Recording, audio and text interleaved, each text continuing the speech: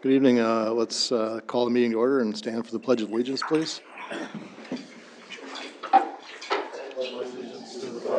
The United States of America, and to the republic for which it stands, one nation, under God, indivisible, with liberty and justice for all. Tom, ask you to do the roll call, please. Mayor King. Present. Councilmember at Large Austin. Present. Councilmember Baker. I'm here. Askin. Fisher. Present. Pashusta. Present. Helly. Present. Postma. Present. We have a quorum, Your Honor. Thank you. Item number 1 is adoption of the agenda. Need a motion? So moved. Second. All in favor? Aye. Opposed? The motion carries. Item number 2 is a motion approving the minutes from our October 16th, 2023 meeting. So moved. Second. All in favor? Aye. Aye. Opposed? The motion carries. Item number 3, recognitions and awards. We have none. Item number 4 is a motion for the consent agenda. So moved. Second. All in favor? Aye. Opposed? Motion carries. Under the public hearing section, number 5 is a resolution reviewing a tax abatement application from Bigelow and Lennon Construction. Craig. Thank you, Mayor and members. This is at 805 24th Avenue. $282,000 estimated value. This is in the North Point subdivision. It's a 2-bedroom, 1-bath, unfinished basement. And otherwise, this meets the conformance of our abatement policy, and this is a public hearing. Anybody here from the public wishing to speak on this matter? Council, any questions? Motion to approve. Is there a second? Second. Tom? Councilmember Baker. Yep.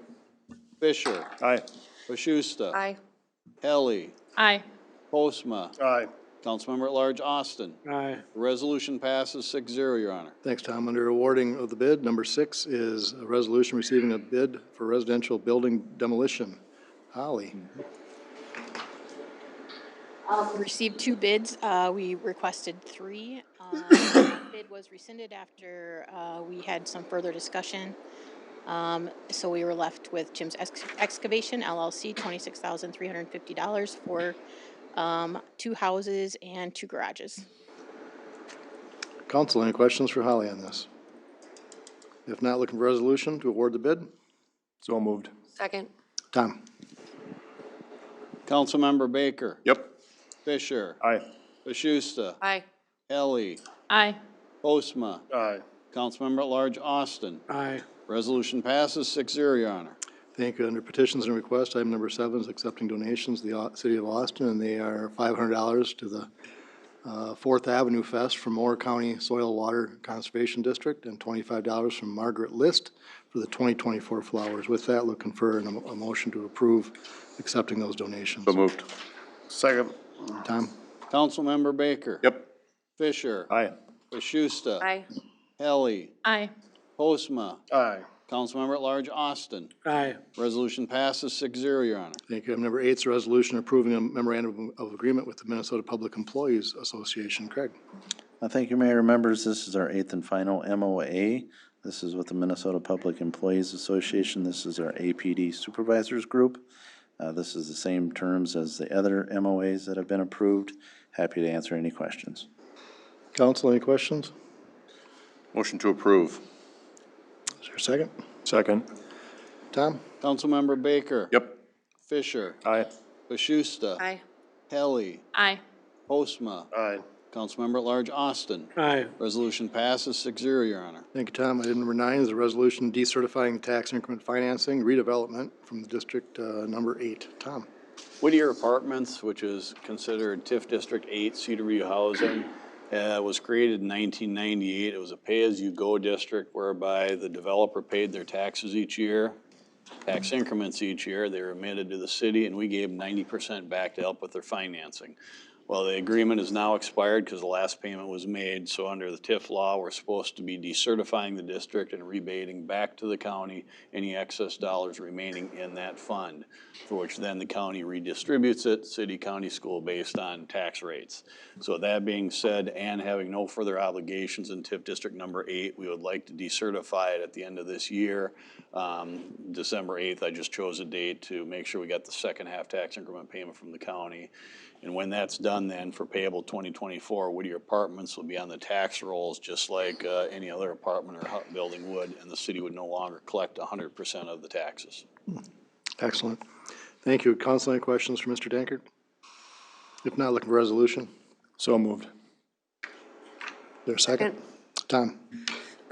Councilmember Baker. Yep. Fisher. Aye. Bashusta. Aye. Helly. Aye. Postma. Aye. Councilmember at Large Austin. Aye. Resolution passes 6-0, Your Honor. Thank you. Item number 10, a series of motions granting the Planning and Zoning Department the power to contract for the removal of junk and/or illegally stored vehicles at the following locations. 10A, the address is 608 9th Avenue Northwest, the Rembau property. So moved. Second. All in favor? Aye. Opposed? Motion carries. 10B, the address 1200 3rd Avenue Northeast, the Carlos property. So moved. Second. All in favor? Aye. Opposed? Motion carries. 10C, address 1005 6th Avenue Northeast, the Cunningham property. So moved. Second. All in favor? Aye. Opposed? Motion carries. 10D is 605 10th Avenue Northwest, the Einfeld-Rogeman property. So moved. Second. All in favor? Aye. Opposed? The motion carries. Under citizens addressing the council, is there any citizens here wishing to address the council or things weren't on the agenda? Sure. Let's step to the microphone. Give us your name and address, please.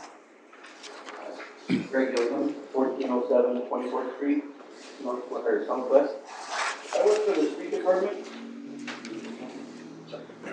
I work for the street department, and I wanted to bring up an ongoing problem with garbage cans being out in the street. I mean, we dealt with them all summer. It's been ongoing for years.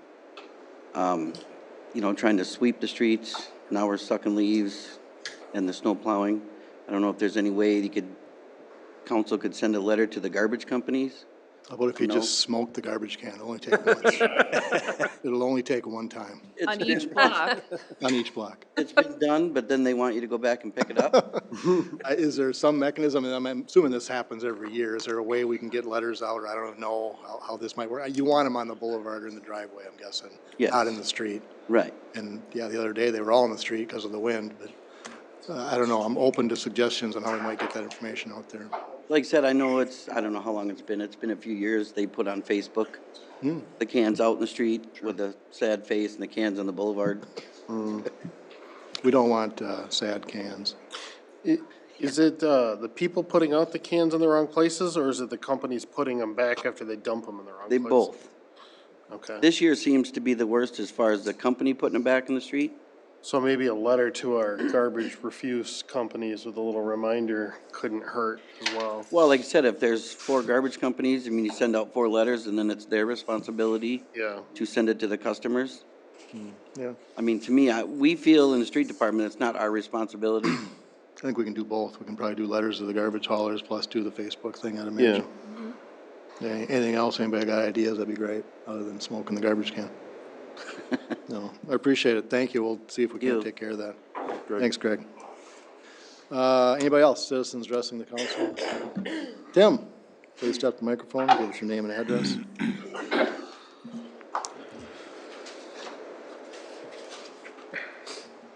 Good afternoon. Tim Sorgine, 505 11th Avenue Southwest, 507-438-8069. I'm here to, once again, appeal to the council to clarify the rules that are so ambiguous about medical cannabis versus any kind of commercial businesses or anything that anybody else has going on. It's taken a little bit of time and effort to get some ambiguity kind of cleared out. And I'm kind of here to request that the task force be reassigned since Bonnie Reitz hasn't been available. And I haven't seen anybody else put forth any effort.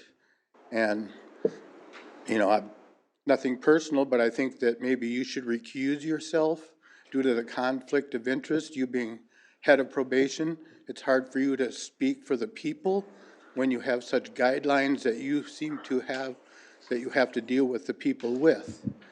And so being that conflict of interest is affecting the communication between the people, other officials, and anybody to be able to get together. And so I formally request that we have maybe some kind of consensus. It was disheartening to see the last time I spoke, to have 3 of you people being on the cell phone while I was speaking. I think that was disrespectful. And then as you speak, and you speak for all of them, I don't think that all of them even know what you're speaking for them about.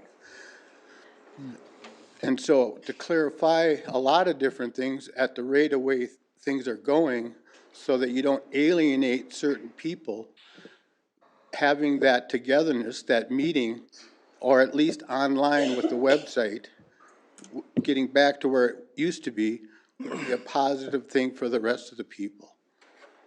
And I'd be happy to take that over for you if you find that, you know, that conflict of interest is too much. Appreciate it. Thank you, Tim. Thanks for the comments. Actually, recusing myself from most things sounds very enjoyable, but I don't speak for anybody in the council, but I appreciate your comments. Thank you. Anyone else here from the audience wishing to speak that items weren't on the agenda? All right, moving on. Honorary council member, on. Nothing to say. All right. Under reports and recommendations, Craig? I have nothing, but Mr. Lang has an item. Stephen? Just wanted to send a reminder to the public, anyone watching, that we do have our public open house for the Oakland Avenue and First Avenue projects that are planned for, the projects are planned for the year 2025 through 2027. But our public open house is coming up on Wednesday. That'd be this Wednesday, November 8th, 5:30 at the Austin Public Library. There'll be a short presentation, and then we'll open it up for open discussion. Excellent. Thank you. Council, let's go with Joyce. Beyond Yellow Ribbon Committee is supporting 70 soldiers and 30 children for their annual Christmas party in January next year. And we have a new commander, and he is very interested in becoming involved with our community. So we're excited about that. Thanks. And that's all I have. Thank you, Joyce. Paul? Nothing, Your Honor. Jeff?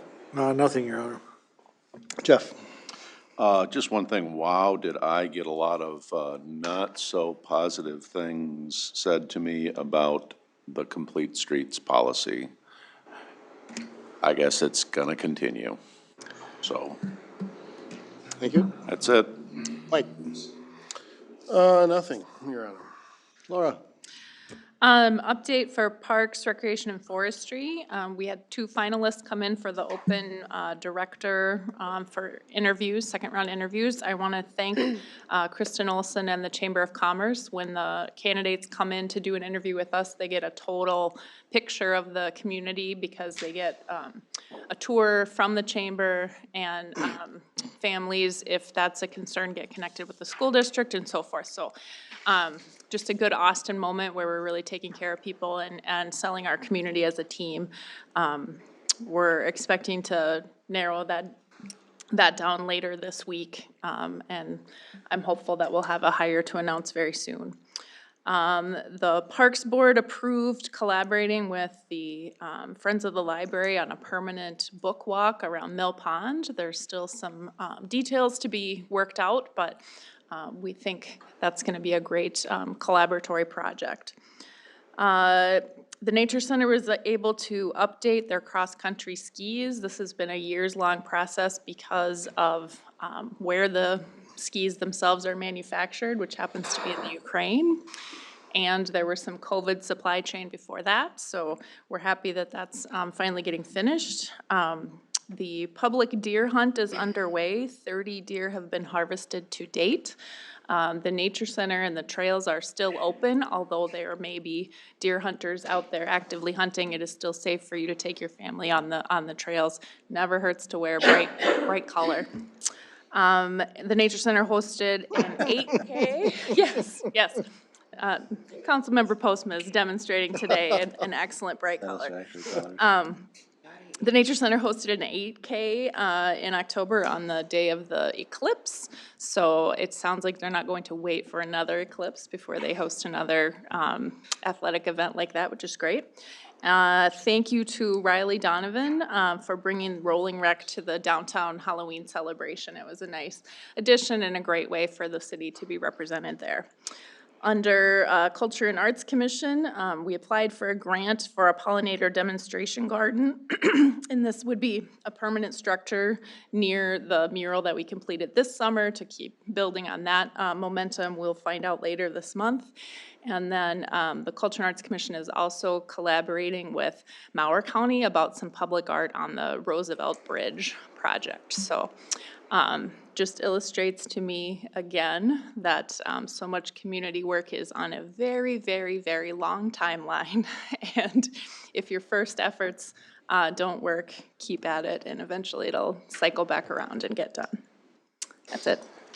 Thank you, Laura. We had a nice event at Nature Center last Monday. The city was host to the Southeast League of Minnesota Cities, I don't know what it is, about quarterly meeting.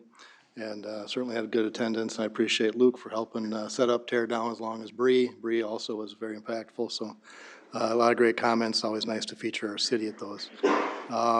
Also Saturday, I attended the in-home daycare appreciation brunch at the Country Club with 65 in-home daycare providers. It was really a nice event.